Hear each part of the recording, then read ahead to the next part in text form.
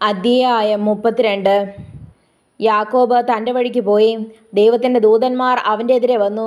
യാക്കോബ് അവരെ കണ്ടപ്പോൾ ഇത് ദൈവത്തിൻ്റെ സേന എന്ന് പറഞ്ഞു. ആ സ്ഥലത്തിന് മഹനീയമെന്ന് പേരിട്ടു. അനന്തരം യാക്കോബ് ഏദോം നാടായ സേർ ദേശത്ത് തൻ്റെ സഹോദരനായ ഏശാവിനടുക്കൽ തനിക്ക് മുൻപായി ദൂതന്മാരെ അയച്ചു. അവരോട് കൽപ്പിച്ചെന്തെന്നാൽ, എൻ്റെ യജമാനായ ഏശാവിനോട് ഇങ്ങനെ പറവേൻ, നിന്റെ അടിയാൻ യാക്കോബ് ഇപ്രകാരം പറയുന്നു, ഞാൻ ലാബാനടുക്കൽ പരദേശിയായി പാർത്ത് ഇന്നുവരെ അവിടെ താമസിച്ചു. എനിക്ക് കാളയും കഴുതയും ആടും ദാസിദാസന്മാരുമുണ്ട്. നിനക്കെന്നോട് കൃപ തോന്നേണ്ടതിനാകുന്നു യജമാനെ അറിയിപ്പാൻ ആളെ അയക്കുന്നത്. ദൂതന്മാർ യാക്കോബിൻ്റെ അടുക്കൽ മടങ്ങി വന്നു. ഞങ്ങൾ നിന്റെ സഹോദരനായ ഏശാവിൻ്റെ അടുക്കൽ പോയി വന്നു. അവൻ 400 ആളുമായി നിന്നെ എതിരേൽപ്പാൻ വരുന്നു എന്ന് പറഞ്ഞു. അപ്പോൾ യാക്കോബ് ഏറ്റവും ഭ്രമിച്ചു, ഭയവശനായി. തന്നോടുകൂടി ഉണ്ടായിരുന്ന ജനത്തെയും ആടുകളെയും കന്നുകാലികളെയും ഒട്ടകങ്ങളെയും 2 കൂട്ടമായി വിഭാഗിച്ചു. ഏശാവ് ഒരു കൂട്ടത്തിന് നേരെ വന്ന് അതിനെ നശിപ്പിച്ചാൽ മറ്റേ കൂട്ടത്തിന് ഓടിപ്പോകാമല്ലോ എന്ന് പറഞ്ഞു. പിന്നെ യാക്കോബ് പ്രാർത്ഥിച്ചത്, എൻ്റെ പിതാവായ അബ്രഹാമിൻ്റെ ദൈവവും എൻ്റെ പിതാവായ ഇസാക്കിൻ്റെ ദൈവവുമായുള്ളവേ, നിന്റെ ദേശത്തേക്കും നിന്റെ ചാർച്ചക്കാരുടെ അടുക്കലേക്കും മടങ്ങിപ്പോക. ഞാൻ നിനക്ക് നന്മ ചെയ്യുമെന്ന് എന്നോട് അരുളി ചെയ്ത യഹോവേ, അടിയനോട് കാണിച്ചിരിക്കുന്ന സകല ദയയ്ക്കും സകല വിശ്വസ്തതയ്ക്കും ഞാൻ അപാത്രമത്രേ. ഒരു വടിയോടുകൂടി മാത്രമല്ലോ ഞാൻ ഈ യോർദാൻ കടന്നത്. ഇപ്പോഴോ ഞാൻ 2 കൂട്ടമായി തീർന്നിരിക്കുന്നു. എൻ്റെ സഹോദരനായ ഏശാവിൻ്റെ കയ്യിൽ നിന്ന് എന്നെ രക്ഷിക്കണമേ. പക്ഷെ അവൻ വന്ന് എന്നെയും മക്കളോടുകൂടെ തള്ളയും നശിപ്പിക്കുമെന്ന് ഞാൻ ഭയപ്പെടുന്നു. നീയോ, ഞാൻ നിന്നോട് നന്മ ചെയ്യും, നിന്റെ സന്തതിയെ പെരുപ്പം കൊണ്ട് എണ്ണിക്കൂടാത്ത കടൽക്കരയിലെ മണൽ പോലെ ആക്കുമെന്ന് അരുളി ചെയ്തുവല്ലോ.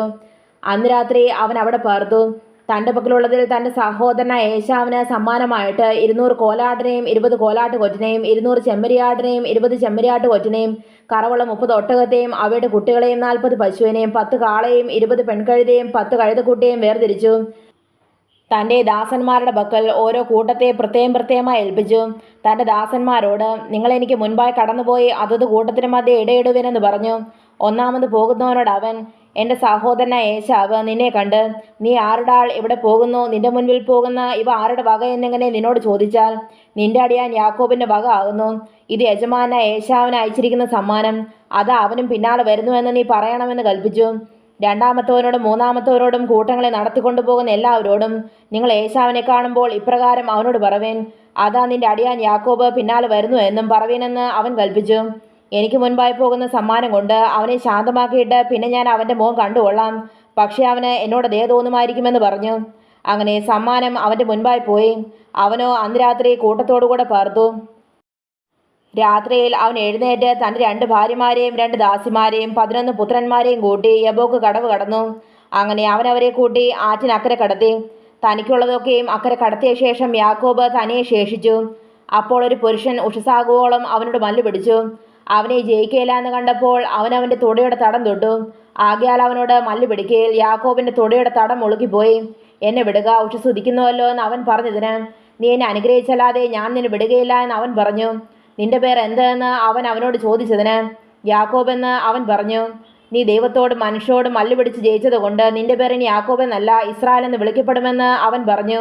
യാക്കോബ് അവനോട്, നിന്റെ പേർ എനിക്ക് പറഞ്ഞു തരണമെന്ന് അപേക്ഷിച്ചു. നീ എൻ്റെ പേർ ചോദിക്കുന്ന എന്തെന്ന് അവൻ പറഞ്ഞു. അവിടെ വെച്ച് അവനെ അനുഗ്രഹിച്ചു. ഞാൻ ദൈവത്തെ മുഖാമുഖമായി കണ്ടിട്ടും എനിക്ക് ജീവഹാനി വന്നില്ല എന്ന് യാക്കോബ് പറഞ്ഞ് ആ സ്ഥലത്തിന് പെനിയേൽ എന്ന് പേരിട്ടു. അവൻ പെനിയേൽ കടന്നു പോകുമ്പോൾ സൂര്യൻ ഉദിച്ചു.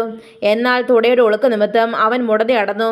അവൻ യാക്കോബിൻ്റെ തുടയുടെ തടത്തിലെ ഞരമ്പ് തൊടുക കൊണ്ട് ഇസ്രായേൽ മക്കൾ ഇന്നുവരെയും തുടയുടെ തടത്തിലെ ഞരമ്പ് തിന്നാറില്ല.